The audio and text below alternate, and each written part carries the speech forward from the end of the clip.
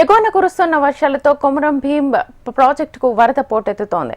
Project inflow 3029 క్యూసెక్కులుగా ఉంది. దీంతో అధికారులు 3 గేట్లను ఎత్తి 3029 క్యూసెక్కుల నీటిని దిగువకు వదులుతున్నారు. ప్రాజెక్ట్ నీటి మట్టం 243 మీటర్లు కాగా శనివారం ఉదయం నాటికి 237.10 మీటర్లకు చేరుకుంది. ప్రాజెక్ట్ మొత్తం నీటి సామర్థ్యం 10.393 టీఎంసీలు కాగా ప్రస్తుతం 5.545 టీఎంసీలకు చేరింది. మిషన్ భగీరథ కోసం 38 క్యూసెక్కుల నీటిని వదులుతున్నారు.